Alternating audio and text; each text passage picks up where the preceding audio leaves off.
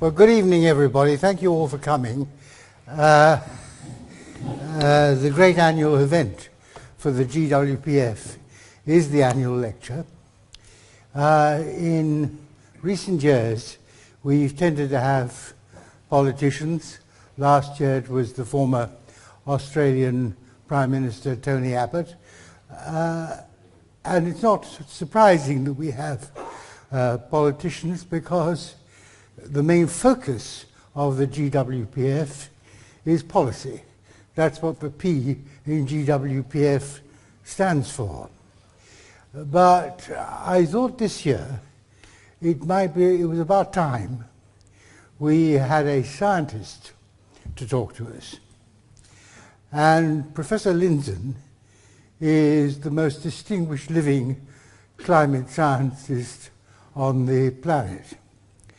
And he is, which is less well known, to a certain extent responsible for the creation of the GWPF. I first came across Dick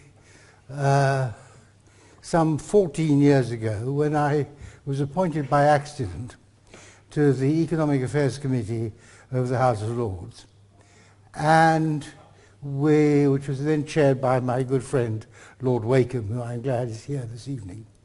And we had to decide what the next subject of inquiry would be. And I thought it might be a good idea, and he agreed, that we should look into the economics of climate change. I was interested in it because it was something that I knew nothing about. It had not been an issue during my time as a minister, but it had suddenly become a major issue and major talking point.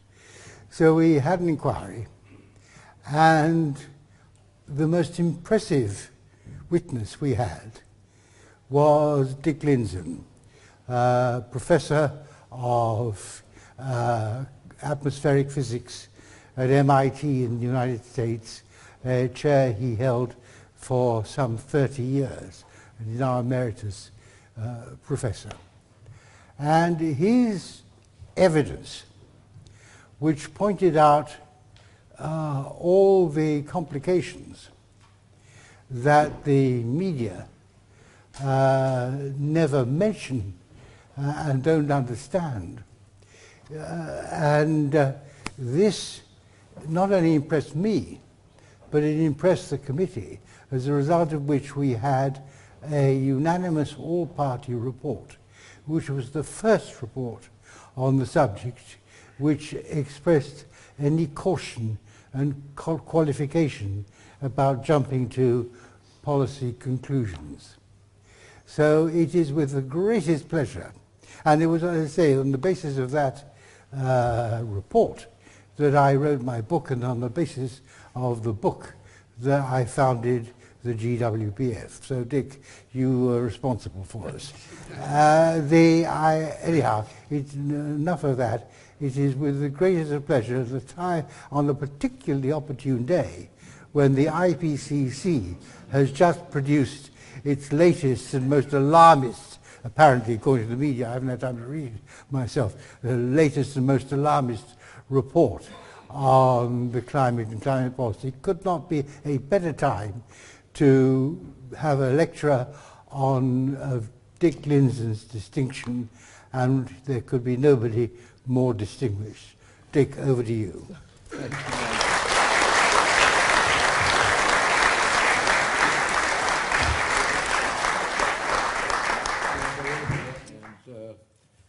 Being blamed for playing a role in the creation of GWPF, it's one of the better things I get blamed for, but anyway.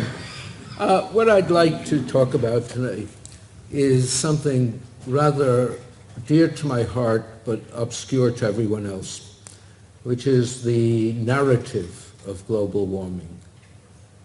It is a narrative that we've approached defensively, but which I think is intrinsically implausible, if not absurd. At any rate, the question is, how does this come to be? And it seems to me part of the reason is how little science permeates normal discourse. Over a half-century ago, C.P. Snow, some of you might remember the name, he's a novelist, English chemist and physicist, served in the civil service and even briefly in the government, World War II. He examined the implications of what he referred to as two cultures. And I'll quote from him briefly. "Good many times I've been present at gatherings of people who by the standards of the traditional culture are thought highly educated and who have, with considerable gusto, been expressing their incredulity at the illiteracy of scientists. Once or twice I have been provoked and have asked the company how many of them could describe the second law of thermodynamics. The response was cold. It was also negative. Yet I was asking something which is the scientific equivalent of, have you read Shakespeare? I now believe that if I had asked an even simpler question, such as, what do you mean by mass or acceleration? Which is the scientific equivalent of saying, can you read? Not more than 1 in 10 of the highly educated would have felt that I was speaking the same language. So the great edifice of modern physics goes up, and the majority of the cleverest people in the Western world have about as much insight into it as their Neolithic ancestors would have had. Trouble is, I don't think a lot has changed in the 60 years since C.P. Snow made this assessment. And although maybe it's extreme, some would, I suppose, say that ignorance of physics might not impact political ability, but it almost certainly impacts the ability of non-scientific politicians to deal with nominally science-based issues. Moreover, the gap in understanding is also an invitation to malicious exploitation. Certainly seeing that. Given the democratic necessity for non-scientists to take positions on scientific problems, belief and faith inevitably replace understanding, though trivially oversimplified false narratives serve to reassure the non-scientist that they are not totally without scientific understanding. The issue of global warming, unfortunately, offers numerous examples of this. I'd like to begin this lecture with an attempt to force scientists, at least those in the audience, to come to grips with the actual nature of the climate system and to help motivate those of you who are not scientists in this audience, but who may be in Snow's 1 in 10, to move beyond the trivial and oversimplifications. At any rate, so we'll start with the climate system. And what I'm going to say now, and keep this in mind, I'm not going to argue here about whether the temperature went up 1/100 of a degree or down 1/100 of a degree. That's nonsense. Nothing is measured that well. I'm not going to talk about any of the minutiae that obsesses the system. Everything I'm going to say here is not in the least controversial. And I say that honestly. I expect that anyone with a scientific background will follow the description, and I'll try and make it clear to those who are not as best I can. So, first thing I'll say is we're dealing with a system that consists in two turbulent fluids, the atmosphere and oceans, interacting with each other. By turbulent, I simply mean that it is characterized by irregular circulations like you find in a gurgling brook or a boiling pot. That's nothing special, but the dimensions of the brook and the pot are small, and the eddies, the turbulent elements, are now on the scale of the planet. There are weather systems, there are larger systems even. You can speak of a fluid that is not turbulent as being laminar, but any fluid that is forced to move fast enough becomes turbulent. By interaction, all I mean is that the ocean and atmosphere exchange heat with each other and exert a stress on each other. Nothing that hard there. Now the second thing is, these fluids are on a rotating planet that is unevenly heated by the sun. Again, I don't think there's any controversy there. The important point here, though, is that the motions of the atmosphere, and to a lesser extent the oceans, are generated by the uneven heating. And the uneven heating, the sun can be perfectly steady, but of course its rays are incident directly at the equator and are just skimming the pole. And it's that difference that generates the circulation system. To give you an example, without that circulation system, the poles would be vastly colder than they are today.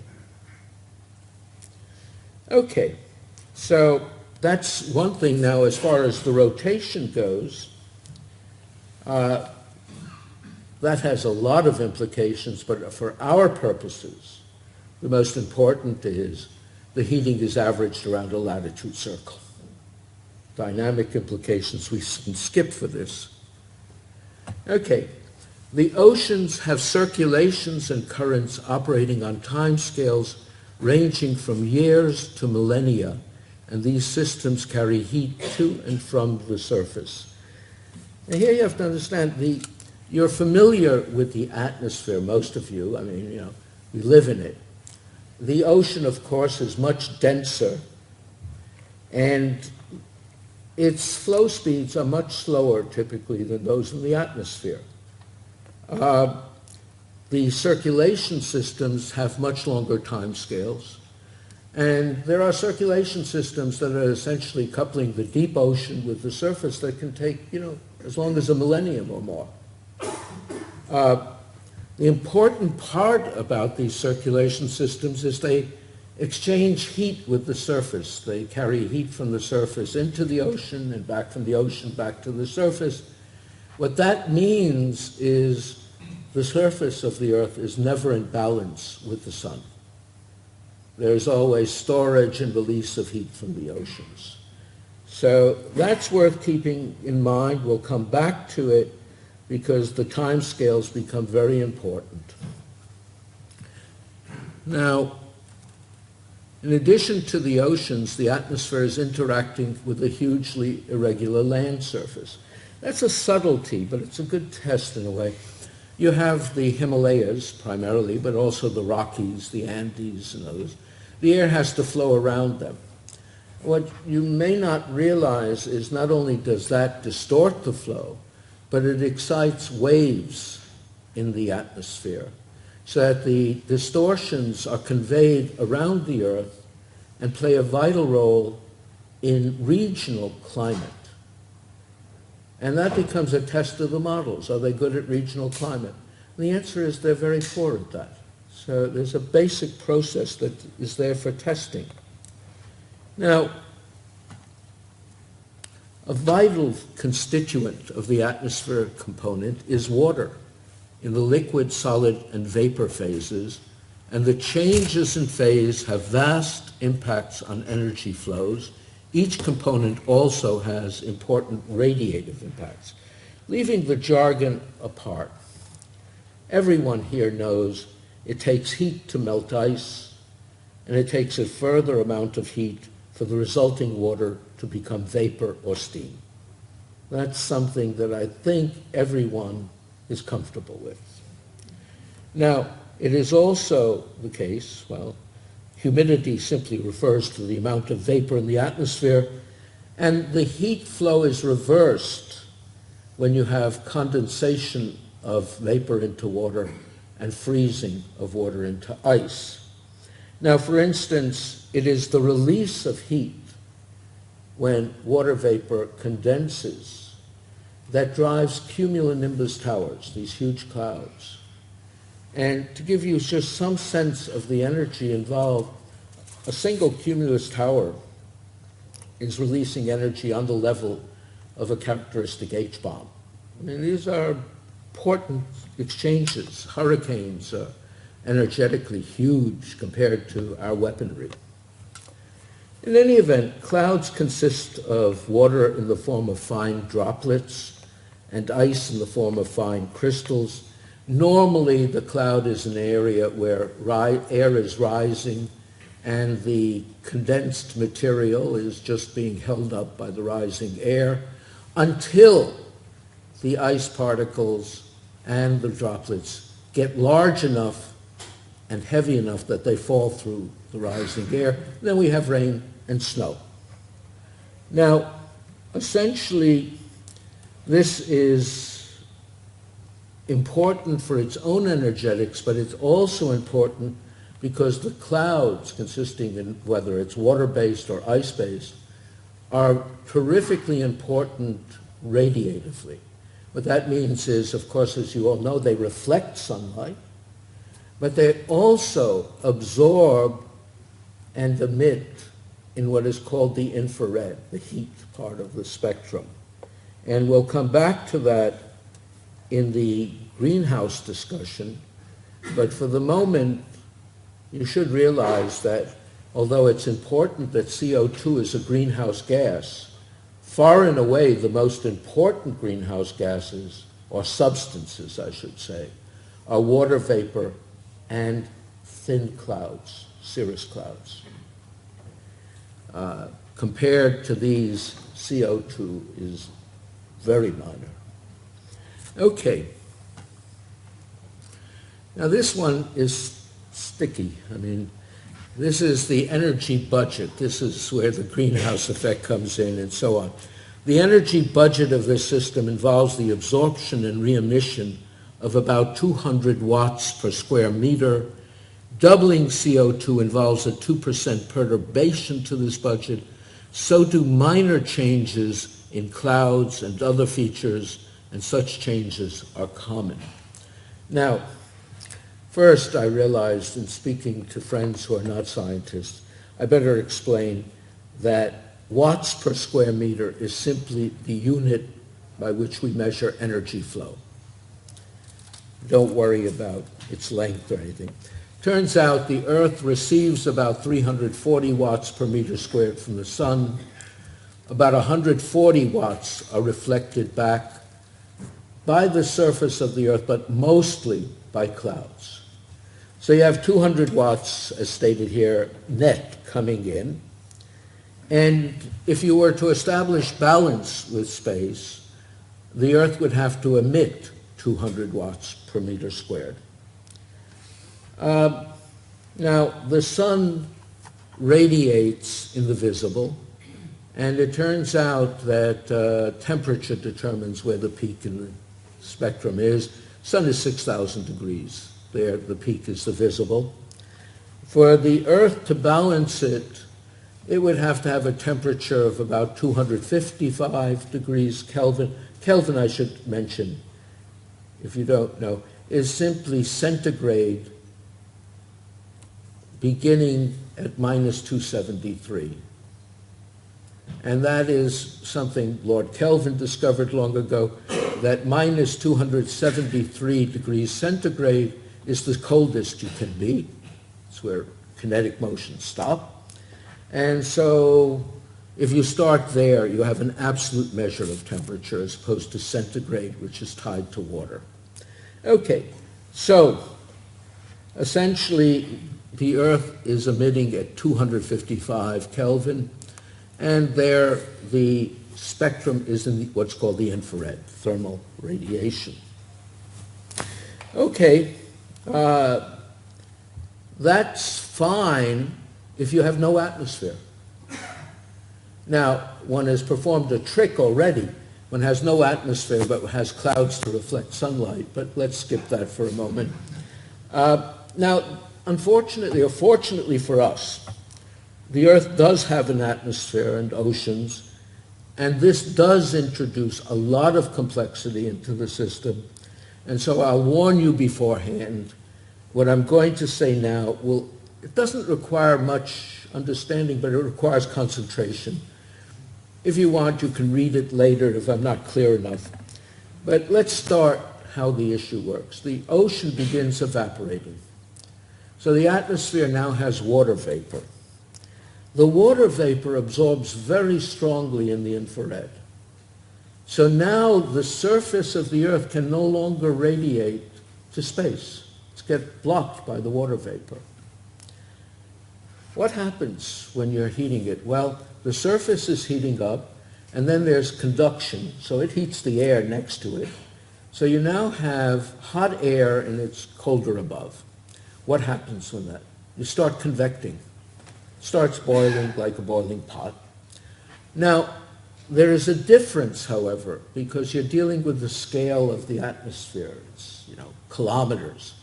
So as the air rises, it expands because the density is decreasing with height. You know that when the airplanes are flying, it's not very dense. When the air expands, it cools.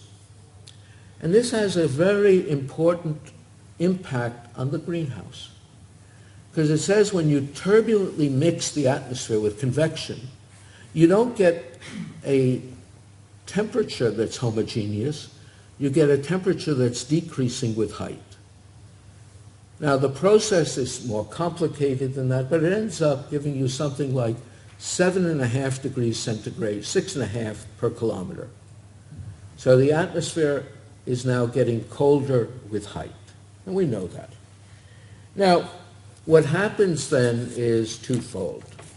You have the water vapor, which is also, less and less above you, but in addition, the water vapor that the atmosphere can hold actually goes down markedly as the temperature goes down.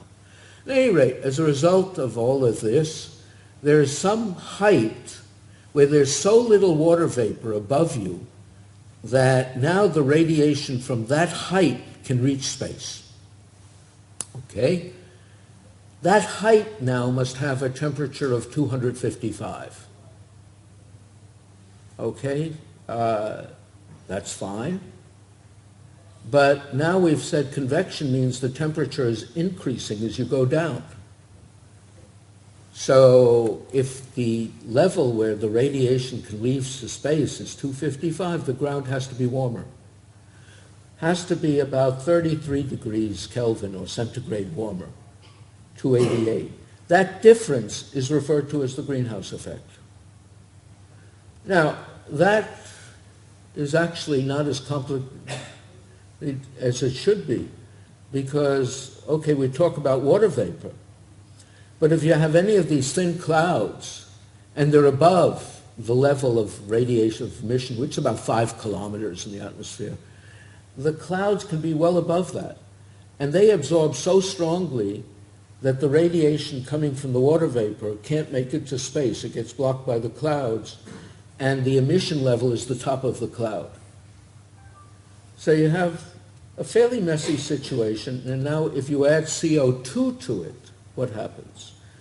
Well, you're increasing the amount of greenhouse gas, so you're raising the level which is emitting, because now you can't get it out of there, you're blocking it a little more, so you raise it, but it's convecting, so that new level is colder.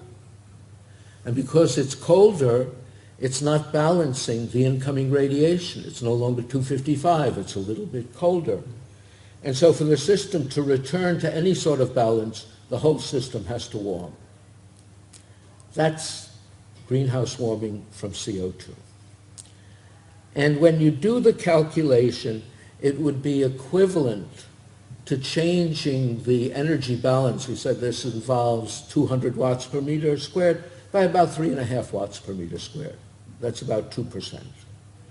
It turns out if you change the area of the clouds a little bit, if you change the height of the clouds a few 100 meters, if you do any number of things, that also will produce 3 watts per meter squared, 3.5, 5 watts per meter squared.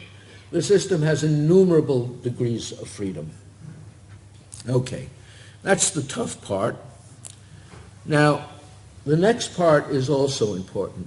It is important to note that such a system will fluctuate with timescales ranging from seconds to millennia, even in the absence of explicit forcing other than a steady sun. Now, you'll occasionally see in the literature, and not so occasionally, people say, is it the sun? Is it greenhouse? As though you had to do something to cause climate to change. But all you need is a steady sun. And all of you know that. None of you have the least problem envisaging the steady stroking of a violin string causing it to vibrate. You don't cause it to vibrate by going like this. And the system we're talking about is similar in that respect, except the modes of oscillation in the atmosphere and the ocean are more complex than the vibrations of a violin string.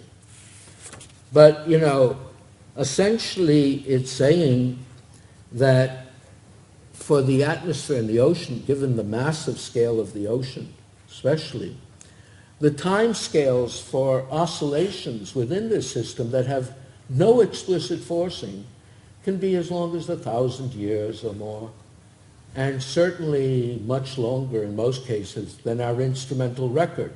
We have some short examples like El Nino, and so, which are typically 4 years, 5 years. But we have much longer scales that are occurring because of these things. In the atmosphere, one of the earliest things I worked on was something called the 26-month oscillation. You go up about 16, 20 kilometers over the equator. The air is going from east to west for a year, west to east for a year. It turns out this is something it will do by itself with no forcing, just from the nonlinear interaction of the system. Okay, so, you know, nature has many examples. All of you probably know about the 11-year sunspot cycle. It's not as though anything is forcing 11 years on the sun. It's doing it purely internally. Some of you may know that the Earth's magnetic field is generated by a dynamo-like current in a molten interior, and every few 100,000 years it flips. And it's nothing pushing it to flip. It just does it. Okay, so there you have the climate system, and I would argue totally unarguable. It is true, of course, such systems also respond to external forcing, but such forcing is not needed for them to exhibit climate variability. Okay, so there you have the physics. The next part is the popular narrative and its political origins. And this is the last text slide I'll essentially have. Here is the currently popular narrative concerning this system.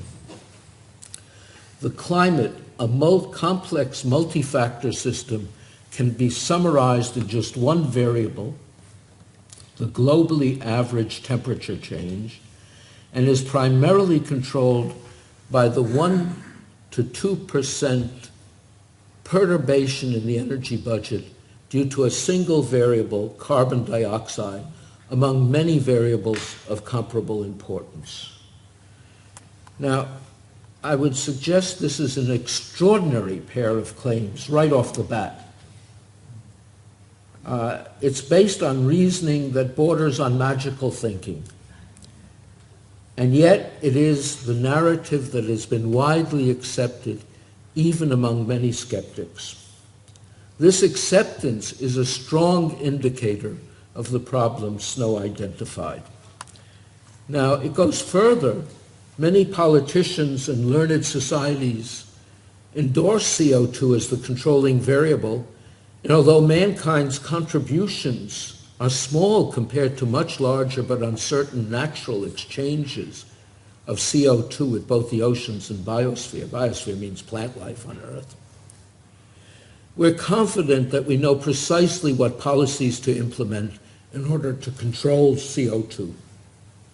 I don't know what one says about this. I mean, it's true over the last 200 years, several scientists have put forward similar views. Do you have any water? But until the 1980s, what you may not realize is whenever these were suggested, they were dismissed with perfectly good arguments. It wasn't as though everyone said, aha, or they forgot. There were reasons they rejected. In 1988, when the NASA scientist James Hansen testified to the U.S. Senate that summer's warmth reflected increasing CO2, even Science magazine, which is highly biased these days, reported that the climate science community was skeptical. The establishment of this extreme position as dogma during the present period, I would suggest, as Nigel said, is due to political actors and others seeking to exploit opportunities that abound in the multi-trillion-dollar energy sector. There are numerous examples of this, but I'll point to two that I sort of like, and they were very important. One example was a man called Maurice Strong. Some of you may know the name. He was a global bureaucrat and wheeler-dealer. He spent his final years in China apparently trying to avoid prosecution for his role in the UN's oil for food scandals. At any rate, Strong is frequently credited with initiating the global warming movement in the early 80s. I'm not sure that's correct, as I'll point out, but he did play the major role in engineering the conference, the Rio Conference in 1991, that produced the United Nations Framework Convention on Climate Change. And this was the agreement that virtually every nation, including my own, signed, essentially endorsing the CO2 climate narrative, and it initiated the series of international meetings, the COP meetings, that continue to the present, and these meetings presumably are designed to plan the control of climate. They could be called the Canute meetings, but there were others who played a major role as well. One of them was the Swedish Prime Minister Olof Palme and his friend and science advisor Bert Bolin. Bert Bolin was the first chairman of the UN's Intergovernmental Panel on Climate Change. And they already in the 1970s were pushing an anti-carbon movement. Their motivation was to overcome resistance to nuclear energy by demonizing coal, and to a certain extent Maggie Thatcher also was attracted to this view. The trouble is the political enthusiasm has only increased since then, and political ideology has come to play a major role. I'll only go through this briefly. I mean, you have things like the Christiana Figueres, who was Executive Secretary of the UN's Framework Convention on Climate Change that I mentioned earlier. And she looked at this as the means for intentionally changing the world's economic system. Pope Francis' closest advisor, Cardinal Oscar Rodriguez Maradiaga, criticized movements in the U.S. that had preemptively come out in opposition to Francis' planned encyclical on climate change. And his quote was, "The ideology surrounding environmental issues is too tied to a capitalism that doesn't want to stop ruining the environment because they don't want to give up their profits." And this extends to the proceedings of my National Academy of Sciences, which, alas, I'm a member of. And they had a typical paper recently, I think last August. Typical of these papers, we'll come back to that with the IPCC. There was an article, and we'll see with these articles, they're just littered with could-bes and would-bes and so on. I think lawyers would call this plausible deniability. But then they concluded that collective human action is required to steer the Earth system away from a potential threshold and keep it habitable. I love this constant mixing of the required and the potential. The author said that this would involve stewardship of the entire Earth system, biosphere, climate, and societies, and that it might involve decarbonization of the global economy, enhancement of biosphere carbon sinks, behavioral changes, technological innovations, new governance arrangements, and transformed social values. That's quite a package. But remember, in a world that buys into the incoherent precautionary principle, even the mere claim of remote possibility justifies extreme action. I think this is dangerous in many areas, not just in science.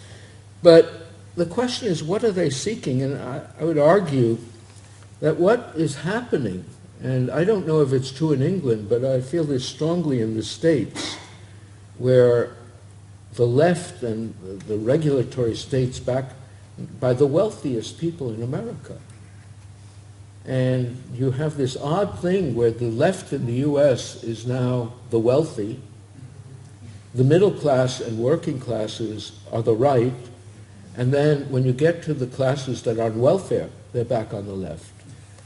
And I have the feeling that the people who are pushing this issue are desperately seeking the power to roll back the status and welfare that ordinary people have acquired and continue to acquire through the fossil fuel-generated industrial revolution, and return them to their presumably more appropriate status as serfs. Many more among the world's poorest will be forbidden the opportunity to improve their condition. And I think that's a serious thing. Nevertheless, when you present these claims that I've just mentioned to the leaders of our societies and governments, along with the bogus, utterly bogus claim that 97% of scientists agree, our leaders are afraid to differ and proceed lemming-like to plan for the suicide of industrial society. And again, nothing better illustrates the problem that's identified. Because with the least understanding, this should not perpetuate itself. Now, interestingly, ordinary people, as opposed to the educated elites, tend to see through this nonsense. And the question is, what is it about our elites that make them so vulnerable? And what is it about many of our scientists that lead them to promote such foolishness? I would suggest the answers cannot be very flattering. So let's look at this. When you consider the vulnerable elites first thing I would point out, and I think this is true everywhere, they've been educated in a system where success has been predicated on their ability to please their professors. In other words, they have been conditioned to rationalize anything. Orwell, I think, made the point there are some things so stupid only an intellectual could believe them. They've been onto something. The second is, while they are vulnerable to false narratives, they are far less economically vulnerable than ordinary people, and they believe themselves wealthy enough to withstand the economic pain of the proposed policies, and they are clever enough to often benefit from them. Third thing that I think is important is the narrative is trivial enough for the elite to finally think that they understand science. I'll come back to that in a moment. And for many, especially I think on the right part of the political spectrum, the need to be regarded as intelligent causes them to fear that opposing anything claimed to be scientific might make them appear ignorant, and this fear overwhelms any ideological commitment to liberty and free markets that they might have. Again, none of this applies to ordinary people, and I would suggest this may well be the strongest argument for popular democracy and against the leadership of those who, quote, know best. Now, what about the scientists? First of all, scientists are specialists. Few, very few, are expert in climate. This includes many so-called climate scientists who became climate scientists in response to the huge increases in funding that accompanied global warming hysteria. One essentially did something that even Stalin couldn't quite succeed in doing with Lysenko. We've actually created a huge new community in a field based solely on a political position. The funding, for those of you who haven't followed it, in the US at least, I don't know, I'm pretty sure it was almost the same in England, in the early 90s increased by a factor of 15. There are almost no sciences that can absorb that, so you create new ones. This also led to the issue of impacts, and we'll come back to that in a moment. But it means, even if you never studied climate, if you studied cockroaches and you wrote the proposal Cockroaches and Climate, or how they'll increase, there was funding for you. Okay. Now, the other thing is scientists have political positions. And it's been tempting. Many have been enthusiastic about using their status as scientists to promote their political positions. This is not unlike celebrities whose status I think a lot of scientists aspire to. As examples, again, I don't know if they fit the UK, but in the US, you had huge movements within the scientific community against nuclear weapons, against the Strategic Defense Initiative, against the Vietnam War, and so on and so forth. Okay. I think scientists are also acutely and cynically aware of the ignorance of non-scientists and the fear that this engenders. The fear leaves the vulnerable elites particularly relieved by assurances that the theory underlying the alarm is trivially simple and that all scientists agree. My favorite on this is our former Secretary of State, my former Senator, John F. Kerry, when he stated with reference to greenhouse warming, quote, "I know sometimes I can remember from when I was in high school and college, some aspects of chemistry or physics can be tough, but this is not tough. This is simple. Kids at the earliest age can understand this," end quote. Have you seen the greenhouse effect is not all that simple. I would suggest only remarkably brilliant kids would understand it. And given Kerry's subsequent description of climate and its underlying physics, it was clear he was not among them. At any rate, so we have this. Now we come to the evidence, which you're besieged with on a daily basis. You might be wondering at this stage, and I say the underwhelming evidence, what about all this evidence for climate change? What about disappearing Arctic ice, the rising sea level, the weather extremes, the starving polar bears, the Syrian civil war, and all the rest of it? The vast variety of claims makes it impossible to point to any particular fault that applies to all of them. Of course, citing the existence of changes, even if correct, though surprisingly often not, would not implicate global greenhouse warming per se. And, often the connection is not there. Nor would it point to danger. Moreover, most of the so-called evidence refers to matters for which you have no personal experience. Some of the claims, such as those referring to weather extremes, contradict both physical theory and data.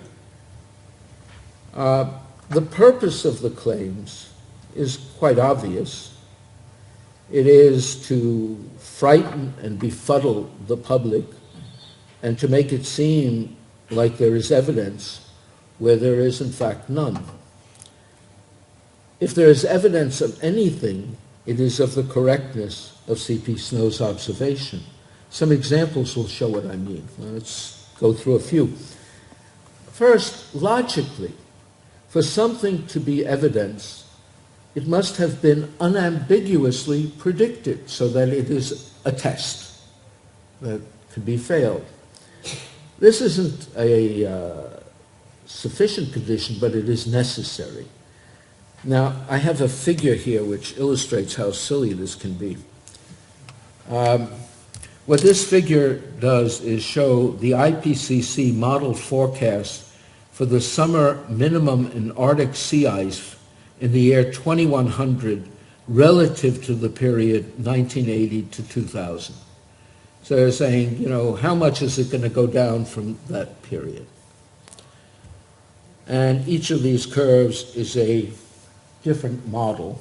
I don't have a pointer here, but that's okay. And what you can see is, don't worry, for 2100, there are models predicting anything from complete elimination to almost none. That's great. That's really great. If, there's a model for any outcome. It's a little like the formula for being an expert marksman. Shoot first and declare whatever you hit to be the target. So, that's one form of argumentation that one has to deal with. Now, when it comes to temperature extremes, is there any data to even support concern? And here you have something interesting, because I'll come to today's release. The data shows no trend in extremes. On top of that, the IPCC agrees the data shows no trend in extremes. Even a man called Gavin Schmidt, who is the successor to James Hansen at NASA's New York shop, remarked that general statements about extremes are almost nowhere to be found in the literature, but seem to abound in the popular media. He went on to say that it takes only a few seconds' thought to realize that the popular perceptions that global warming means all extremes have to increase all the time is nonsense. Why is it nonsense? A lot of reasons. At the heart of this nonsense is the failure to distinguish weather from climate. Thus, global warming refers to the welcome warming of about 1 degree centigrade since the Little Ice Age about 200 years ago. On the other hand, weather extremes involve temperature changes on the order of 20 degrees centigrade over short periods of time, one day, hours. Such large changes which characterize weather have a profoundly different origin from global warming. The large changes, crudely speaking, result from winds carrying warm and cold air from distant regions that are very warm or very cold. You look at a map and you see temperature changing north to south, and you see the wind systems traveling around in the usual cyclonic and anticyclonic phases.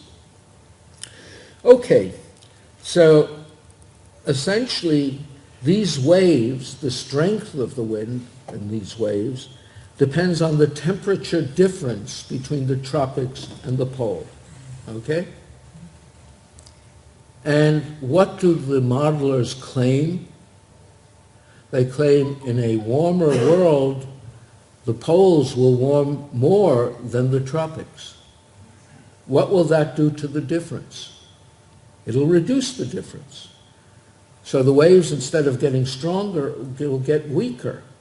And their ability to carry air from cold and warm regions to where you are will diminish. And so if you were to see an increasing number of extreme temperature events, what would that be evidence for? It would be evidence for global cooling. Now, this is this is the physics underlying it. The trouble is, people who are not scientifically literate and who do not like to think about it seem incapable of distinguishing global warming from temperature extremes due to weather. Fortunately or unfortunately, there doesn't seem to be any discernible trend in weather extremes, but there is certainly greater attention paid by the media to weather, and the exploitation of this, quote, news coverage by people who realize that projections of catastrophe into the distant future are not compelling. You therefore need to convince the public that the danger is immediate, even if it isn't. Now, this has also been the case with sea level rise. Sea level has been increasing about 8 inches, 6 inches a century for hundreds of years. We have clearly been able to deal with it. In order to promote fear, however, those models that predict much larger increases are invoked. As a practical matter, it has long been known that in most coastal station locations, changes in sea level are measured, when measured by tide gauges, are primarily due to changes in land level, both tectonic and land usage. Okay, so sea level is another case where you just misrepresent things. Now, the small changes in global mean temperature, or temperature change, is often used as the evidence. I went back to the standard narrative. But even there's something really peculiar. If you look at the temperature change, even during the period 1978 to 1998, and you assume all of it is due to man, and then say, how sensitive is the climate? You'd end up saying that climate, in all likelihood, is not very sensitive. Moreover, the UN IPCC didn't say all of it. It said most of it, could be 51%, which point you're really down to something you wouldn't worry about. Does this matter? No, of course not. When politicians read that as the iconic statement of the IPCC in my country, Senators McCain and Lieberman said, now we have the smoking gun. We must do something. That scientists can say something that means it's not a big problem and assume that the politicians will say it means that it is proof of coming disaster, we have a problem. Then there is the issue of cherry picking, and I'm almost through. For instance, there's recently been a claim that Greenland ice discharge is increasing, and this is probably going to be increased by global warming. So be it. On the other hand, they omit to mention the report by both NOAA, our weather service, and the Danish Meteorological Institute, that has a special interest in Greenland, that the ice mass of Greenland has been increasing. Are these contradictory? Not necessarily. After all, increasing ice on an ice sheet pushes peripheral ice into the ocean. So both could be true, but if you leave out half, you don't have quite the picture. Okay, so where are we? Misrepresentation, exaggeration, cherry picking, or outright lying pretty much covers all the evidence. So we reach a conclusion. There you have it. I mean, implausible conjecture, backed by false evidence, or less kindly, fake news, and repeated incessantly, has become politically correct knowledge. And it is being used to promote the overturn of industrial civilization. What we will be leaving our grandchildren is not a planet damaged by industrial progress, but a record of unfathomable silliness, as well as a landscape degraded by rusting wind farms and decaying solar panel arrays. False claims about 90%, 97% agreement will not spare us, but the willingness of science to keep mum is likely to much reduce trust and support for science. And perhaps this won't be such a bad thing after all, certainly as concerns official science. There's at least one positive aspect to the present situation. None of the proposed policies will have much impact on greenhouse gases. Thus, we will continue to benefit from the one thing that can clearly be attributed to elevated carbon dioxide. That is, namely, its effective role as a plant fertilizer and a reducer of the drought vulnerability of plants. Meanwhile, today, the IPCC is claiming that we need to prevent another half-degree centigrade of warming, since the 1 degree centigrade that has occurred so far has been accompanied by the greatest increase in human welfare in history. As we used to say in my childhood home of the Bronx, go figure. Thank you.